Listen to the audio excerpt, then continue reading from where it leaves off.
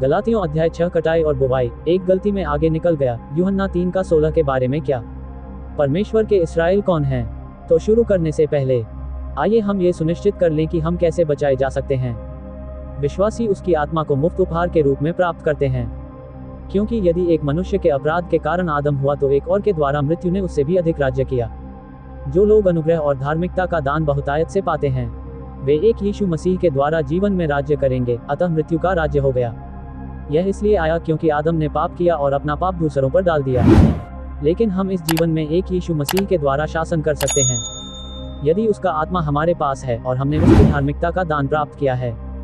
तो जैसा एक अपराध सब मनुष्यों पर दंड की आज्ञा का कारण हुआ, वैसा ही न्याय भी सब मनुष्यों पर आ पड़ा। वैसे ही एक की धार्मिकता के कारण जीवन के निमित्त धर्मी ठहराए जाने का वरदान सब मनुष्यों को मिला। अतः एक न्याय का अपराध इसलिए आया क्योंकि आप जानते हैं हमने पाप किया और पाप का स्वभाव हमें विरासत में मिला। परंतु यीशु मसीह के कारण जीवन के औचित्य के लिए उसकी धार्मिकता का मुफ्त उपहार विश्वासियों पर आ सकता है। तो ये हैं रोमियो 5:17 और 18। इसलिए हमें उसकी आत्मा के उपहार की आवश्यकता है, उसकी धार्मिकता। और हम इसे कैसे प्राप्त करते हैं? खैर, हम सुसमाचार पर विश्वास करते हैं, क्योंकि मैंने सबसे पहले तुम्हें वही बात पहुंचा दी जो मुझे पहुंची थी, कि पवित्र शास्त्र के वचन के अनुसार मसीह हमारे पापों के लिए मरा, और यह कि उसे गाड़ा गया, और पवित्र शास्त्र के अनुसार वह तीसरे दिन जी उठा। प्रथम कुरिन्थियों 15:3 और 4। अतः मसीह हमारे पापों के लिए भी रहस्यपूर्ण रीति से मरा, और उस क्रूस पर उसने हमारे पापों का भी भुगतान किया। और फिर आप जानते हैं, वह हमारे पापों के लिए क्रूस पर मर गया, कब्र में दफनाया गया, और तीसरे दिन फिर से जी उठा। यदि आप अभी भी निश्चित नहीं हैं कि आप बचाए गए हैं, तो रोमियो के अध्याय 1 से 5 तक को बार बार पढ़ें ताकि आप निश्चित हो सके कि आप बचाए गए हैं। अतः मूलतः बेटे ने कहा, पिता अपना दोष मुझ पर डालो और उन्हें मेरी धार्मिकता दे दो, और इसे विश्वास द्वारा धर्मी ठहराया जाना कहा जाता है। यह एक ऐसा लेन देन है जो तब घटित होता है जब हम विश्वास करते हैं कि मसीह हमारे पापों के लिए मरा, दफनाया गया और जी उठा। तब हमारे पाप उस पर डाल दिए जाते हैं और हम उसकी धार्मिकता, उसका जीवन, उसकी आत्मा को अपने अंदर ग्रहण करते हैं। परमेश्वर अपने पुत्र की धार्मिक आत्मा को मुफ्त उपहार के रूप में उन सभी को दे रहा है जो उद्धार करने वाले सुसमाचार पर विश्वास करते हैं। अब हमारे पास एक विजय कार्यक्रम भी है, क्योंकि न केवल मसीह हमारे लिए मरा, बल्कि हम भी उसके साथ मरे। अतः परमेश्वर हमें अपने पुराने आत्मिक स्वभाव के रूप में गिनता है, जिसे उसके साथ क्रूस पर चढ़ाया गया और दफनाया गया, ताकि हम उठ सकें और उसकी सेवा कर सकें और उसके पुनरुत्थान के साथ पहचाने जा सकें। व्यवस्था किसी मृत व्यक्ति को दोषी नहीं ठहरा सकता, क्योंकि मैं व्यवस्था के द्वारा व्यवस्था के लिए मर गया कि परमेश्वर के लिए जीऊं। तो हम व्यवस्था के प्रति बेपरवाह हैं। मैं मसीह के साथ क्रूस पर चढ़ाया गया हूं, तो भी मैं जीवित नहीं हूं, वरन मसीह मुझ में जीवित है। अतः अब हमारा आत्मिक स्वभाव क्रूस पर चढ़ा दिया गया, परंतु मसीह अब हम में वास कर रहा है, उसकी आत्मा और वह जीवन जो मैं अब शरीर में जीता हूं, मैं परमेश्वर के पुत्र पर विश्वास करके जीवित हूं, जिसने मुझसे प्रेम किया और मेरे लिए अपने आप को दे दिया। मैं परमेश्वर के अनुग्रह को व्यर्थ नहीं करता, क्योंकि यदि धार्मिकता व्यवस्था के द्वारा होती तो मसीह का मरना व्यर्थ होता। अब मसीह को मरना पड़ा। गलातियों 2:19 से 21 तक हमें उसकी आत्मा देने के लिए कहा गया है। विश्वासी व्यवस्था के प्रति मरा हुआ है और उससे मुक्त भी है, इसलिए हम परमेश्वर के प्रति जी सकते हैं। तो आइए हम देखें कि प्रेरितों के काम 15 में यरूशलेम सम्मेलन के बाद यरूशलेम परिषद में क्या हुआ। प्रेरित पौलुस ही एकमात्र वैध सुसमाचार था और है। प्रेरितों में पवित्र आत्मा ने उन्हें शैतान से छिपे परमेश्वर के गुप्त कार्यक्रम को समझने में मदद की। पौलुस लिखता है, तो भी हम सिद्ध लोगों के बीच ज्ञान की बातें बोलते हैं। इसका अर्थ है बचा लिया जाना, परंतु संसार की बुद्धि नहीं, न ही संसार के नाश होने वाले राजकुमारों की बुद्धि, परंतु हम परमेश्वर का वह गुप्त ज्ञान भेद की रीति पर सुनाते हैं, जिसे परमेश्वर ने सनातन से हमारी महिमा के लिए ठहराया, और जिसे इस संसार के हाकिमों में से किसी ने नहीं जाना, क्योंकि यदि वे ये जानते तो महिमावान प्रभु को क्रूस पर न चढ़ाते। अतः हम मानवीय बुद्धिमत्ता की बात नहीं कर रहे हैं। पौलुस ने कहा, हम परमेश्वर की बुद्धि की बात कर रहे हैं, और परमेश्वर की बुद्धि एक रहस्य थी जो गुप्त थी, परंतु वास्तव में थी। ये छिपी हुई बुद्धि थी, ये छिपा हुआ था। परमेश्वर ने तो जगत के सामने से हमारी महिमा के लिए ये ठाना था। मसीह की देह में कौन है? क्योंकि यदि शैतान को परमेश्वर का पता चल जाता तो क्या वह न केवल पृथ्वी बल्कि स्वर्गीय स्थानों को भी वापस ले लेता। वह महिमा के प्रभु को कभी भी क्रूस पर नहीं चढ़ाता। तो आइए हम अपने विजय कार्यक्रम पर नजर डालें। परंतु जो प्रभु से जुड़ा रहता है वह उसके साथ एक आत्मा हो जाता है। अतः जब हम विश्वास करते हैं कि हम परमेश्वर के साथ आध्यात्मिक एकता में हैं, तो उसकी आत्मा हमारी आत्मा में आती है और हम आत्मा, प्राण और शरीर बन जाते हैं। परंतु परमेश्वर आत्मा और प्राण के बीच एक आत्मिक खतना करता है। हम पाप में शरीर से मुक्त हो जाएं, ताकि हमारे पास चुनाव करने का अवसर हो। हमारा भौतिक शरीर आंतरिक मनुष्य के आधार पर कार्य करता है, तो हम रोमियो 8:11 में देखेंगे। पौलुस ने कहा, और इसलिए कि तुम पुत्र हो, परमेश्वर ने अपना आत्मा भेजा है, उसके पुत्र की आत्मा आपके हृदय में पुकारती हुई आती है, अब्बा, हे पिता।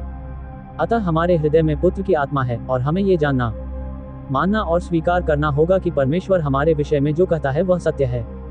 अतः समस्या हमारा हृदय नहीं है, क्योंकि आप जानते हैं, हमें उसका आत्मा हमारे हृदय में दिया गया है। समस्या हमारा पापमय शरीर है जो हमारे शरीर में निवास करता है। अतः समस्या हमारे शरीर में है, हमारे हृदय में नहीं। हम में मौजूद उसकी आत्मा हमें रूपांतरित करने और अनुरूप बनाने के लिए अपने वचन का उपयोग करती है। इसलिए पौलुस ने कहा, क्योंकि मैं जानता हूँ कि मुझ में अर्थात मेरे शरीर में कोई अच्छी वस्तु वास नहीं करती, क्योंकि इच्छा तो मेरे पास है, लेकिन इसे कैसे किया जाए। परंतु जो अच्छा है उसे कैसे किया जाए, यह मुझे समझ में नहीं आता।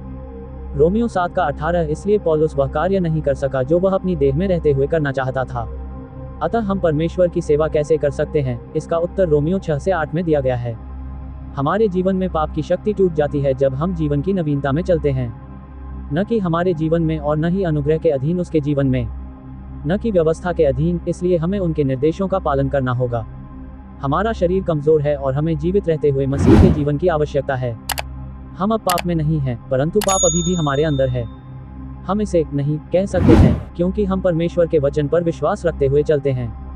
हम कम पाप करते हैं। अतः एक बार जब पौलुस का ठोस सिद्धांत हमारी आत्मा में प्रवेश कर जाता है, तो उसका जीवित वचन हमें उसकी आत्मा के द्वारा मेल मिलाप की सेवकाई करने के लिए प्रभावशाली ढंग से प्रेरित करता है। परंतु तुम शरीर में नहीं वरन आत्मा में हो, यदि परमेश्वर का आत्मा तुम में वास करता है तो ऐसा हो। यदि किसी में मसीह का आत्मा नहीं तो वह उसका जन नहीं। इसलिए हमारे पास मसीह की आत्मा होनी चाहिए। रोमियो 8:9-11 यहाँ। और यह परमेश्वर की आत्मा के समतुल्य है, आप जानते हैं, बचाए जाने और सेवा करने के लिए। और यदि मसीह तुम में है तो देह पाप के कारण मरी हुई है, परंतु आत्मा तो धार्मिकता के कारण जीवन है। परंतु यदि उसी का आत्मा जिसने यीशु को मरे हुओं में से जिलाया तुम में बसा हुआ है, तो जिसने मसीह को मरे हुओं में से जिलाया, वह तुम्हारी मरनहार देहों को भी अपने आत्मा के द्वारा जो तुम में बसा हुआ है जिलाएगा। तो चूंकि परमेश्वर के पुत्र का आत्मा हमारे अंदर है, परमेश्वर के पुत्र की आत्मा हमारे नश्वर शरीर को जीवित करेगी। अपने वर्तमान भौतिक शरीरों में पुत्र की आत्मा के द्वारा हम अब परमेश्वर की सेवा करते हैं। इसलिए हम इन भौतिक शरीरों में परमेश्वर की सेवा कर सकते हैं, क्योंकि हमारे अंदर पुत्र की आत्मा है। तो आइए देखें कि अध्याय 5 के अंत में क्या कहा गया है।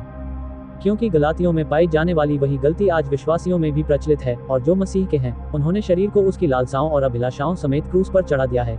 यदि हम आत्मा में जीवित हैं तो आइए हम आत्मा में चलें भी। हम व्यर्थ महिमा की चाहत न रखें, एक दूसरे को छेड़े नहीं, एक दूसरे से ईर्ष्या न करें। अतः यदि हम आत्मा में जीवन जीते हैं तो मसीह में हमारी स्थिति यही है।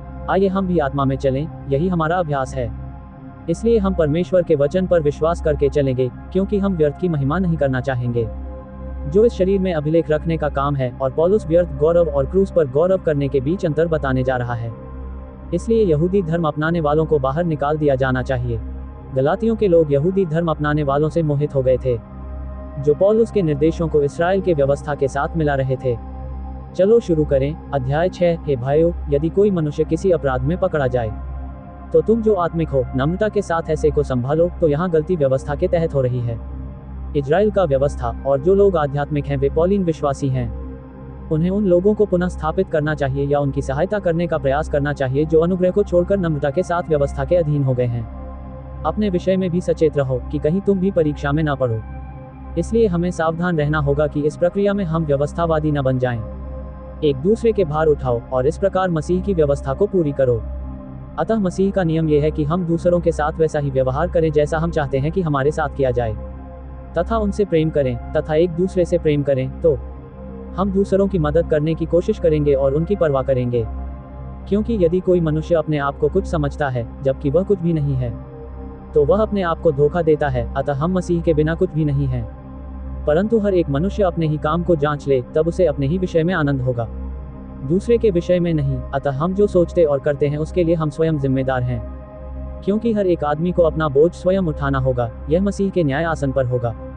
आइए इस पर एक नज़र डालें। ठीक है, तो बाइबल प्रस्तुत है।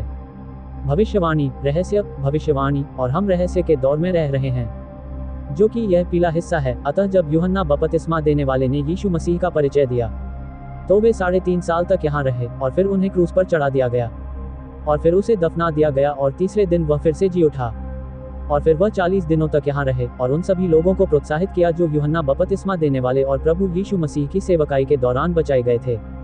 और उसने उन्हें ये जानने में मदद की कि भविष्य में क्या होने वाला है और क्लेश से कैसे पार पाया जाए। और फिर 40 दिनों के बाद वह पिता के पास चला गया और फिर 10 दिनों के बाद उसने अपने अनुयायियों पर पवित्र आत्मा को भेजा और पतरस के समूह ने उसे राज्य का एक नया प्रस्ताव दिया।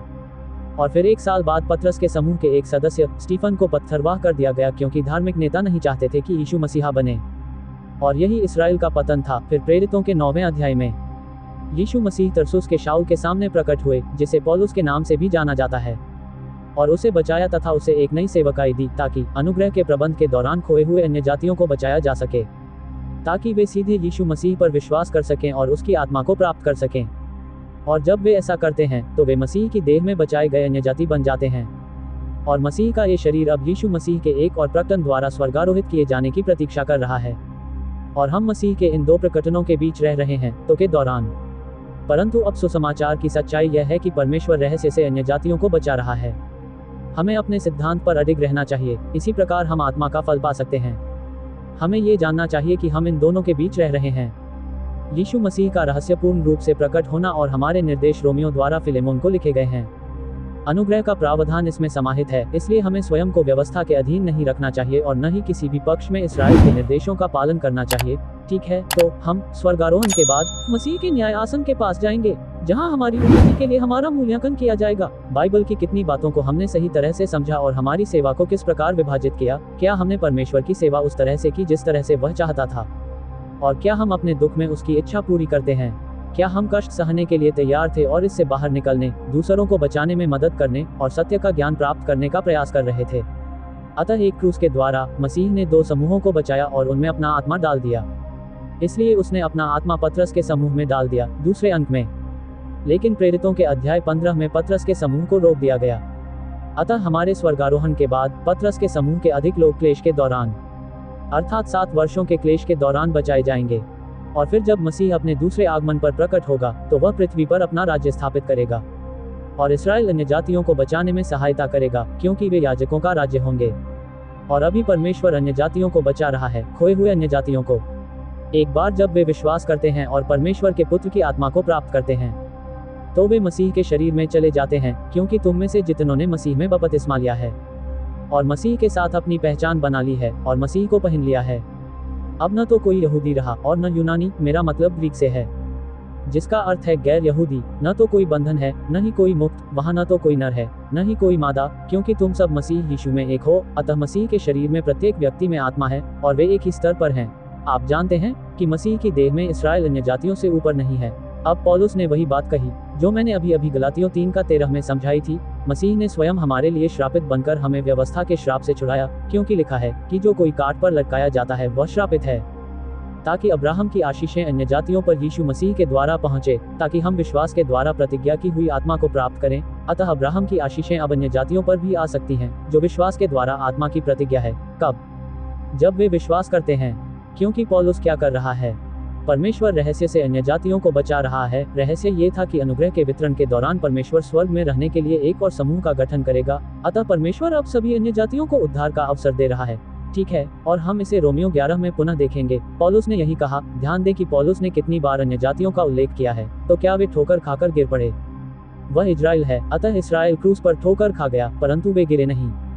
वे 7वें अंक में गिर गए। ठीक है, परमेश्वर न करे, बल्कि उनके पतन के माध्यम से उद्धार अन्य जातियों के पास इसलिए आया है कि उन्हें ईर्ष्या कराए। अतः उनके पतन के माध्यम से, अर्थात इस्राएल के पतन के माध्यम से अन्य जातियों को मुक्ति मिली है, उद्धार का अवसर उन्हें ईर्ष्या के लिए उकसाने के लिए, ताकि वे पौलुस के संदेश पर विश्वास करें कि वे उसके स्वर्गीय समूह में बचाए जा सकते हैं। अब यदि उनका पतन संसार की संपत्ति हो, अतः अपने पतन के कारण खोए हुए अन्य जातियों को बचाए जाने का यह अवसर मिला है। और जब अन्य जातियों का धन घटता गया तो फिर उनकी बढ़ती क्यों न होगी? इसलिए पीटर का समूह कम हो गया और पौलुस का संदेश अभी बाहर जा रहा है। लेकिन उसके दूसरे आगमन पर इस्राएल की पूर्णता तब होगी जब वे राज्य में पुनर्जीवित होंगे और अन्य जातियों की सेवा और भविष्यवाणी करने के लिए निकलेंगे। क्योंकि मैं तुम अन्य जातियों से बातें करता हूँ, इसलिए कि मैं अन्य जातियों के लिए प्रेरित हूँ, मैं अपने कार्य की बढ़ाई करता हूँ। अतः पौलुस अपने पद की बढ़ाई कर रहा है और वह अन्य जातियों से बात कर रहा है, और ये अनुग्रह के प्रबंध के दौरान खोए हुए अन्य जाति हैं। और फिर आप जानते हैं, हमने 4 बार गैर यहूदियों का उल्लेख किया है। और अब ये रोमियो 11 का 11 से 13 तक थे। अब रोमियो 11 का 25 में वह पुनः अन्य जातियों का उल्लेख करता है। हे भाइयों, मैं नहीं चाहता कि तुम इस भेद से अनजान रहो, कहीं ऐसा न हो कि तुम अपने आप को बुद्धिमान समझो, कि जब तक अन्य जातियां पूरी रीति से प्रवेश न करें तब तक इसराइल का एक भाग अंधा ही रहेगा। तो अंधापन कुछ हद तक इसलिए क्योंकि पीटर का समूह नहीं गिरा, ठीक है, परंतु मेरा मानना है कि अन्य जातियों की पूर्णता तब होगी जब कोई अन्य जाति मसीह के कार्यों पर विश्वास नहीं करना चाहेगा। तब मेघारोहण होगा और इससे उन अन्य जातियों के लिए स्वर्ग में जाने का अवसर समाप्त हो जाएगा जो खो गए हैं। तो चलिए आगे बढ़ते हैं। जो वचन में सिखाया गया है वह सिखाने वाले को सब अच्छी बातें सिखाए। तो मूलतः आप शिक्षक को वेतन देंगे, धोखा मत खाओ, परमेश्वर का उपहास नहीं किया जाता, क्योंकि मनुष्य जो कुछ बोएगा वही काटेगा, क्योंकि जो शरीर के लिए बोता है वह शरीर से विनाश की कटनी काटेगा, परंतु जो आत्मा के लिए बोता है वह आत्मा से अनंत जीवन की कटनी काटेगा। और हम भले काम करने में हियाव न छोड़ें, क्योंकि यदि हम ढीले न पड़ें तो ठीक समय पर कटनी काटेंगे। इसलिए जहां तक अवसर मिले हम सबके साथ भलाई करें, विशेष करके विश्वासी लोगों के साथ। अतः विश्वास का घराना मसीह का शरीर है। दूसरा दायित्व गलत सिद्धांत को सही करने में मदद करना है। गलती करने वाले किसी व्यक्ति को धीरे से सुधारना प्रेमपूर्ण होता है। दुष्ट दूत विपत्ति में पड़ जाता है, वे उतर जाते हैं, आपको पता चल जाता है कि उनका ध्यान भटक गया है, वे इस बात पर ध्यान नहीं दे रहे हैं कि परमेश्वर क्या कर रहा है। लेकिन एक वफादार राजदूत स्वास्थ्य है। हमें याद है कि उचित विभाजन से पहले हम कितने भ्रमित रहते थे, इसलिए हम दूसरों की मदद करने जा रहे हैं। और धैर्यपूर्वक हम दूसरों को बाइबल की आयतें दिखाना चाहते हैं ताकि वे उस पर विश्वास कर सकें जो परमेश्वर ने कहा, न कि उस पर जो हमने कहा। तो फिर हम आध्यात्मिक कैसे हो सकते हैं? यदि कोई अपने आप को भविष्यद्वक्ता या आत्मिक समझे तो उसे यह जान लेना चाहिए कि जो बातें मैं तुम्हारे लिए लिखता हूँ वे प्रभु परमेश्वर की आज्ञाएं हैं। परंतु यदि कोई अज्ञानी है तो अज्ञानी ही रहे। प्रथम कुरिन्थियों 14 का 37 और 38। अतः जो व्यक्ति आध्यात्मिक है वह समझता है कि मसीह हमें प्रेरित पौलुस के माध्यम से अपनी आज्ञा या निर्देश देता है। अनुग्रह के इस प्रावधान में देने से परमेश्वर को महिमा मिलती है। इसलिए जो लोग सत्य सिखाते हैं उन्हें पुरस्कृत किया जाना चाहिए।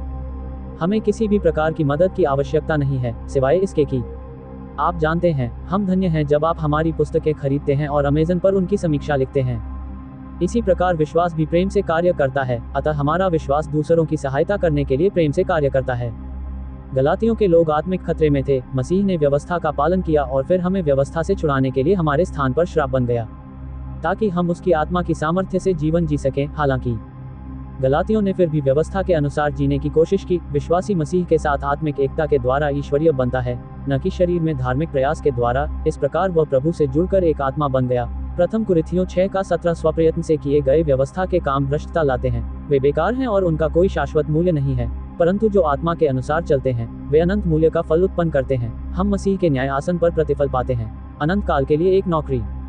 परमेश्वर हमें विश्वास करने के लिए मजबूर नहीं करता, बाइबल पढ़ने के लिए, उसे देना या उसकी सेवा करना, लेकिन परमेश्वर उन लोगों को इनाम देता है जो उसके काम में शामिल होते हैं। शरीर से जो उत्पन्न होगा वह जल जाएगा, परंतु आत्मा से जो उत्पन्न होगा वह टिकेगा। केवल आत्मा का फल ही अनंत लाभ देता है। अतः सही रूप से विभाजन करना इसराइल और मसीह के शरीर के बीच अंतर को समझना है, क्योंकि हम रूप को देखकर नहीं परंतु विश्वास से चलते हैं। दूसरा कुरिन्थियों 5:7। तो यहाँ दो मेल बॉक्स हैं, एक कहता है इजराइल और दूसरा कहता है मसीह का शरीर। इसलिए हमें अपने पड़ोसी के मेल पर दावा नहीं करना चाहिए। हमें यह नहीं कहना चाहिए कि इजराइल के निर्देश हमारे हैं, जब तक आप पतरस के समूह के माध्यम से मसीह की सेवकाई और पौलुस के समूह के माध्यम से मसीह की सेवकाई के बीच अंतर को नहीं समझते। अरे समूह, आप बाइबल को कभी नहीं समझ पाएंगे। क्या हम सांसारिक या स्वर्गीय निर्देशों का पालन करते हैं? गलातियों के लोग स्वर्गीय और सांसारिक निर्देशों को मिला रहे थे। यहाँ एक उदाहरण है, क्योंकि परमेश्वर ने जगत से ऐसा प्रेम रखा कि उसने अपना इकलौता पुत्र दे दिया, ताकि जो कोई उस पर विश्वास करे वह नाश न हो परंतु अनंत जीवन पाए। यूहन्ना 3 का 16। जो भी यहाँ देखें, यूहन्ना 3 का 16 भविष्यवाणी के दौरान इसराइल के माध्यम से पृथ्वी पर राज्य में गैर यहूदियों के उद्धार के बारे में है, और रहस्य के दौरान स्वर्ग में गैर यहूदियों के उद्धार के बारे में नहीं है। इसराइल के अलावा शैतान ने बाइबल आधारित परंतु झूठा सुसमाचार फैलाया है, क्योंकि मसीह की पार्थिव सेवकाई आज हमसे संबंधित नहीं है। सबसे खतरनाक सिद्धांत बाइबल आधारित होना है, बिना व्यवस्था संबंधी हुए।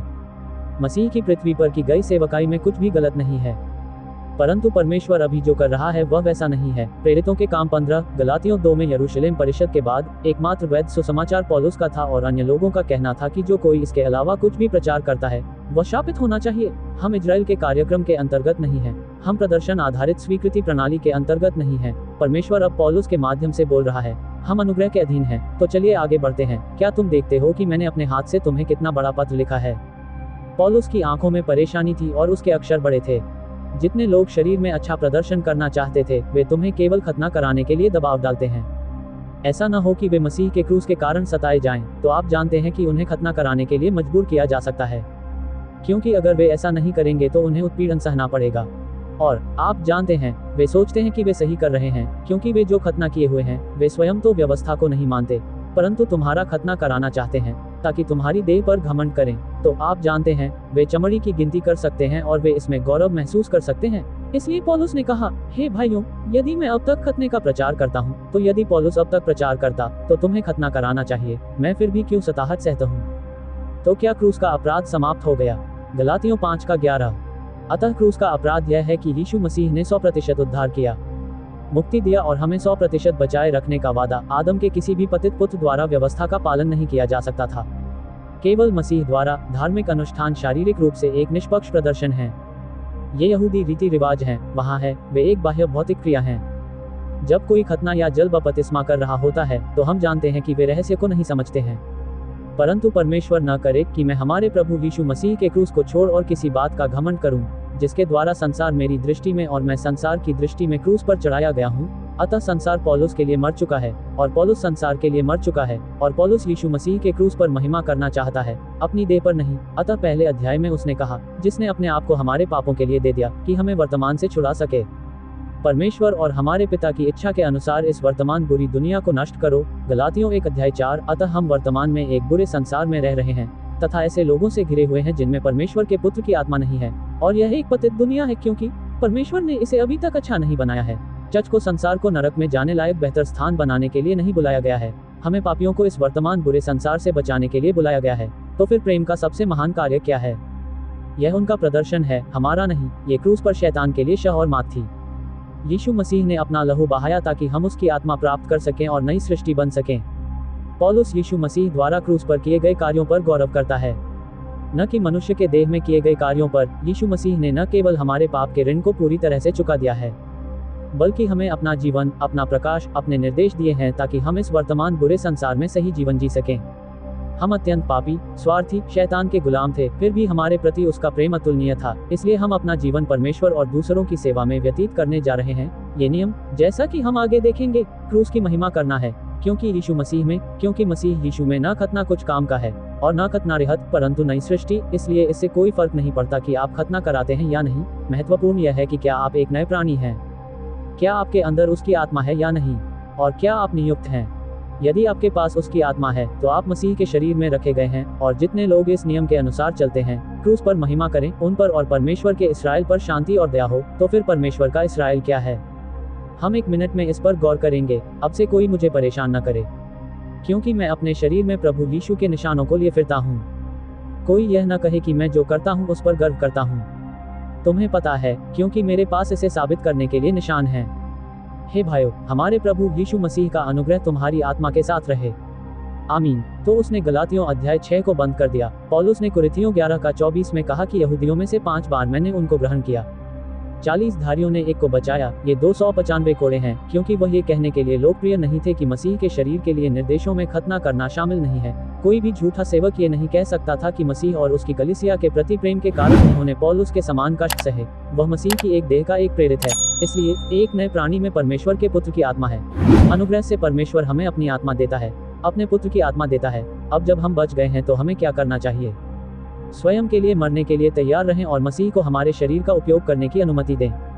इसलिए हे भाइयों, मैं तुमसे परमेश्वर की दया स्मरण दिलाकर विनती करता हूं कि अपने शरीरों को जीवित और पवित्र और परमेश्वर को भावता हुआ बलिदान करके चढ़ाओ। यही तुम्हारी आत्मिक सेवा है। चूंकि वह हमारे लिए मरा, इसलिए हम उसे अपने द्वारा जीने दे सकते हैं और इस संसार के सदृश नहीं बन सकते।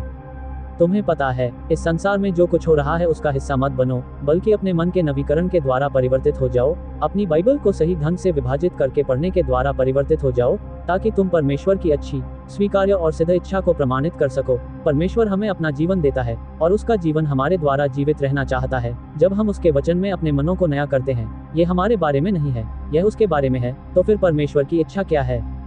कौन चाहता है कि सभी मनुष्य उद्धार पाएं और सत्य का ज्ञान प्राप्त करें? प्रथम तीमुथियुस 2:4। इसलिए वह चाहता है कि हर कोई बचा लिया जाए और रहस्य को समझे। तो फिर परमेश्वर के इस्राएल के विषय में क्या? आज परमेश्वर का कोई इस्राएल नहीं है। परमेश्वर का इस्राएल जो आवेगपूर्ण दिनों में अस्तित्व में है, प्रथम शताब्दी में ही समाप्त हो गया। परमेश्वर के इसराइल का शारीरिक और आत्मिक दोनों रूप से खतना किया गया था। इसलिए पतरस, याकूब और यूहन्ना ने खतना किए हुए लोगों की सेवा की, जिनमें यूहन्ना बपतिस्मा देने वाले द्वारा बचाए गए लोग भी शामिल थे। यीशु मसीह अपनी सांसारिक सेवकाई में और आरंभिक कार्यों में छोटे झुंड में, तब प्रभु ने कहा, हे छोटे झुंड, मत डर, क्योंकि तुम्हारे पिता को यह अच्छा लगा है कि तुम्हें राज्य दे। लूका 12:32। पृथ्वी पर यीशु ने उनसे कहा, तुम जो मेरे पीछे हो लिए हो उस नई उत्पत्ति में, जब मनुष्य का पुत्र अपनी महिमा के सिंहासन पर बैठेगा, तो ये पृथ्वी पर राज्य में उसके दूसरे आगमन के बाद की बात है। तुम भी 12 सिंहासनों पर बैठकर इसराइल के 12 गोत्रों का न्याय करोगे। अतः 12 प्रेरित 12 सिंहासनों पर बैठेंगे और इसराइल के 12 गोत्रों का न्याय करेंगे। इसलिए पतरस ने लिखा, इसलिए अपनी अपनी बुद्धि की कमर बांधकर सचेत रहकर उस अनुग्रह की पूरी आशा रखो जो यीशु मसीह के प्रकट होने के समय तुम्हें मिलने वाला है। प्रथम पतरस 1:13। अतः यीशु मसीह का प्रकाशन क्लेश के अंत में उसका दूसरा आगमन है। पतरस ने ये भी लिखा, हे प्रियो, जो अग्नि तुम्हारे परखने के लिए है, इससे अचंभा न करो कि मानो कोई अनोखी बात तुम पर बीत रही है। प्रथम पतरस 4:12। इसे अजीब मत समझिए कि आप क्लेश से गुजर रहे हैं, क्योंकि इसकी भविष्यवाणी की गई थी। शैतान को इससे कोई आपत्ति नहीं है कि आप पतरस का अनुसरण करें और इसराइल के सिद्धांत का प्रचार करें, या पतरस और पौलुस को बनाएं, क्योंकि केवल पौलुस के अनुयायी ही उसके लिए खतरा हैं। हमें मसीह में अपनी स्थिति में दृढ़ रहना होगा तथा प्रेरित पौलुस के माध्यम से पुनरुत्थित प्रभु के निर्देशों का पालन करते हुए जीवन व्यतीत करना होगा, तो यहूदी धर्म, मसीहाई यहूदी धर्म या पौलिन ईसाई धर्म। खैर, मुझे आशा है कि आप पौलिन ईसाई धर्म कहेंगे। यदि शैतान आपको किसी एक चीज से दूर रख सकता, तो वह आपकी बाइबल होती, जो सही रूप से विभाजित हो। परमेश्वर के पुत्र की आत्मा के बिना हम वह नहीं बन सकते जो परमेश्वर चाहता है। आज मसीह का शरीर परमेश्वर की एकमात्र सच्ची कलीसिया है, जो सभी राष्ट्रों के विश्वासियों से बनी है, जो स्वर्ग में अनंत काल तक रहेंगे। दूसरा कुरिन्थियों 5:1। परमेश्वर का वचन ही एकमात्र चीज है जिस पर हम भरोसा कर सकते हैं। अधिक जानकारी के लिए आप गॉड सीक्रेट पढ़ सकते हैं, जो बाइबल का 100 पृष्ठों का अवलोकन है। रोमियो पर एक संक्षिप्त टिप्पणी या सही ढंग से विभाजित रोमियो पर अध्ययन मार्गदर्शिका या टिप्पणी, गलातियों पर एक टिप्पणी या गलातियों को सही ढंग से विभाजित करना, गलातियों पर एक टिप्पणी है। कैसे बचा जाए, सरल बनाया गया ये है कि हम दूसरों को बचाने में कैसे मदद कर सकते हैं। हमारी सभी पुस्तकें अमेज़न पर उपलब्ध हैं, और बहुत से लोगों के पास हमारी सभी पुस्तकें हैं, क्योंकि वे चीज़ों को इन छोटे वीडियो की तुलना में अधिक विस्तार से समझाती हैं। तो हमारी वेबसाइट marianmanagement.com है। हमारा YouTube channel salvation rightly dividing and the rapture, truth be told और ग्रेस मिनिस्ट्री नेपाल पर भी हमारे कुछ वीडियो उपलब्ध हैं। हमारा ईमेल 9 बजे है, grace@nanagmail.com पर। हमें रंबल और एक्स, व्हाट्सएप और फेसबुक पर ढूंढें। हमारे फेसबुक वीडियो के साथ संलग्न हमारे अध्यायों को निःशुल्क देखें। हमारे वीडियो एक पूरे अध्याय को कवर करते हैं और बाइबल शिक्षकों के लिए उपयोगी हैं। कृपया लाइक करें, शेयर करें और सब्सक्राइब करें, और देखने के लिए धन्यवाद।